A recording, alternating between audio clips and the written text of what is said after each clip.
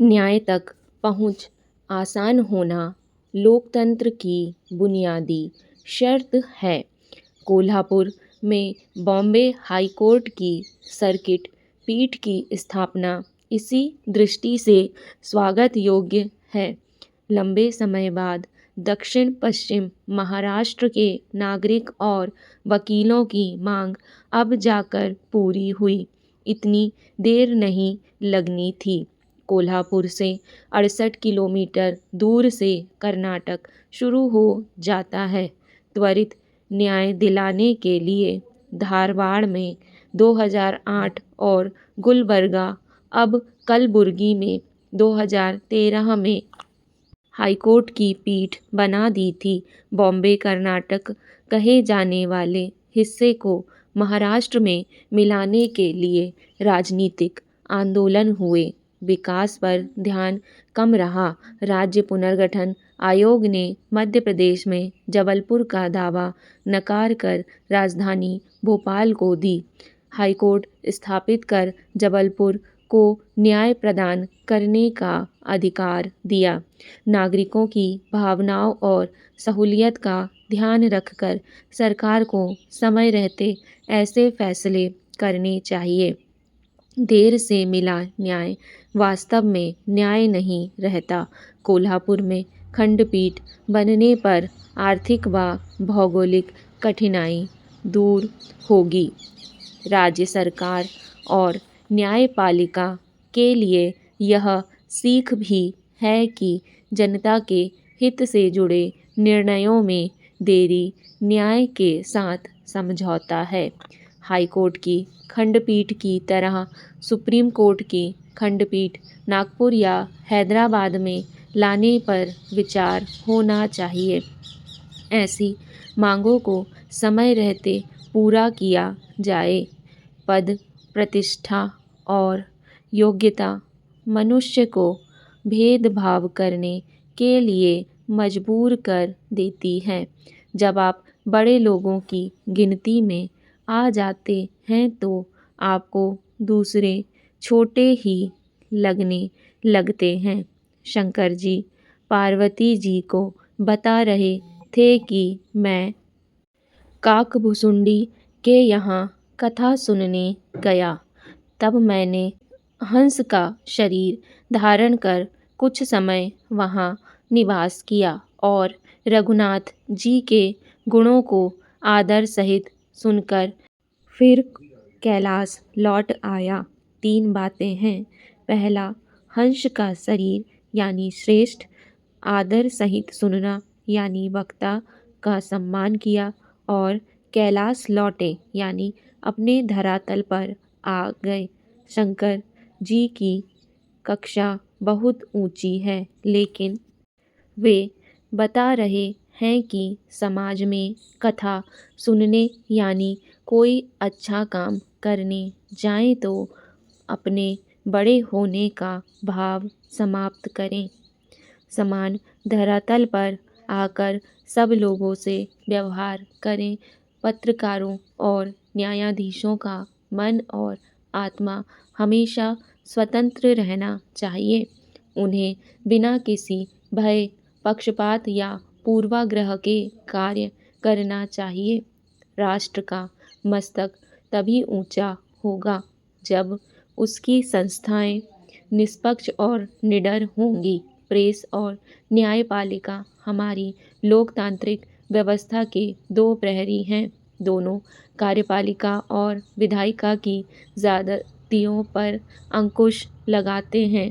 वे सामाजिक बुराइयों पर भी अंकुश लगाते हैं। लोकतांत्रिक समाज में मीडिया रिपोर्ट तभी स्वस्थ मानी जाती है जब उसमें पूर्वाग्रह, पक्षपात और ध्रुवीकरण ना हो। मीडिया यह काम सीधे तौर पर करती है, जबकि न्यायपालिका इसे अधिक सूक्ष्म तरीके से अंजाम देती है। दोनों का मकसद उकसाने के लिए नहीं, बल्कि लोकतंत्र को संरक्षित और मजबूत करने के लिए बोलना होना चाहिए।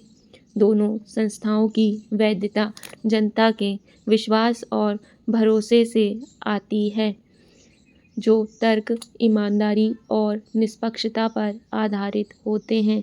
यदि इनमें पक्षपात, गलत सूचना या स्वतंत्रता की कमी आ जाए तो यह विश्वास खत्म हो जाता है और इससे अधिकारों की हानि होती है। जिम्मेदार रिपोर्टिंग भावनाओं को भड़काए बिना पूरी कहानी बयां करती है। जैसे न्यायाधीश सभी पक्षों को तौलकर तर्कसंगत फैसले देते हैं, वैसे ही पत्रकारिता को भी इसी अनुशासन और मानक का पालन करना चाहिए। सत्य, दृष्टिकोण और आलोचनात्मक सोच न्यायपालिका और स्वतंत्र प्रेस की साझा भूमि है। तथ्यों को तोड़ मरोड़ कर प्रस्तुत करने, अपनी सुविधा के अनुसार काटने, छाँटने या पूर्वाग्रहपूर्ण फ्रेमिंग से भी बचने की ज़रूरत है। जनता का विश्वास बनाए रखने के लिए मीडिया और न्यायालय दोनों को तटस्थता, निष्पक्षता और वस्तुनिष्ठता चाहिए। पूर्वाग्रह या गलत सूचना इस विश्वास को कम कर सकती है कि अधिकारों को प्रभावित कर सकती है। मीडिया को पीठ पत्रकारिता से बचते हुए संवाद और आलोचनात्मक सोच में संलग्न होना चाहिए।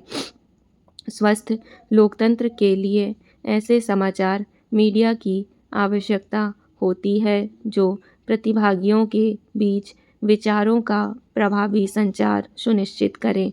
जहां मीडिया स्वतंत्र रूप से मुद्दों का चयन कर सकता है और आख्यान गढ़ सकता है, वहीं न्यायाधीश अपने समक्ष लाए गए मामलों पर प्रतिक्रिया देते हैं, केवल निर्णयों के माध्यम से ही बोलते हैं। भारत की आज़ादी के 75 वर्ष बाद हमारे सामने यह प्रश्न नहीं है कि क्या हमारे पास विचार और अभिव्यक्ति की स्वतंत्रता है, बल्कि यह है कि क्या बोलने की स्वतंत्रता अधिक व्यापक, अधिक समावेशी और लचीली हुई है। क्या इसने नई आवाज़ों, गहन असहमति और विमर्श के उभरते तरीकों को समायोजित करने के लिए अपना दायरा बढ़ाया है? क्या हमारे समय की मांगों का सार्थक ढंग से जवाब दिया है? हमारी लोकतांत्रिक बातचीत के केंद्र में स्वतंत्र भाषण और अभिव्यक्ति का अधिकार है। यह उतना ही मौलिक अधिकार है जितना सबसे महत्वपूर्ण जीवन का अधिकार, क्योंकि भाषण और अभिव्यक्ति की स्वतंत्रता अन्य सभी अधिकारों को सक्षम बनाती है। फिर भी हर समय इसे नई चुनौतियों का सामना करना पड़ता है, भीतर से और बाहर से। राजनीतिक और कार्यकारी अतिक्रमण, डिजिटल प्रकृति, आर्थिक भेद्यता और यहाँ तक कि सार्वजनिक थकान से भी पूर्वाग्रह संस्थानों में सूक्ष्म रूप से प्रवेश कर सकता है, चाहे वह समाचारों के प्रक्षेपण के माध्यम से हो या न्यायिक तर्क के माध्यम से। हमें अपने संस्थानों और संरचनाओं में घुसने वाले पूर्वाग्रहों के खिलाफ सुरक्षा कवच स्थापित करना होगा। दृष्टिकोणों की बहुलता, चाहे असहमतिपूर्ण निर्णयों के रूप में हो या विविध संपादकीय पदों के रूप में, स्वतंत्रता की रक्षा करने वाले संस्थानों के लिए आवश्यक है। महोदय, इसके बिना तर्कसंगतता को दुष्प्रचार से अलग नहीं किया जा सकता। यह बहुलता हमारी संस्था के चरित्र की नींव है। स्वतंत्रता की रक्षा का दायित्व निभाने वाली कोई भी संस्था एकमत नहीं हो सकती, अन्यथा तर्कसंगतता और दुष्प्रचार में कोई अंतर नहीं होगा। दुष्प्रचार समाज को तोड़ने की प्रवृत्ति रखता है। सोशल मीडिया में अक्सर गहराई का अभाव होता है, जिससे उपयोगकर्ताओं की जटिल मुद्दों पर गहनता से सोचने की क्षमता कम हो जाती है। सोशल मीडिया पर समय और बौद्धिक प्रयास की ज़रूरत नहीं होती, जिससे युवा जटिल मुद्दों पर गंभीर विचार करने की क्षमता खो रहे हैं। डिक्टेशन पसंद आए तो वीडियो को लाइक तथा चैनल को सब्सक्राइब ज़रूर करें। धन्यवाद।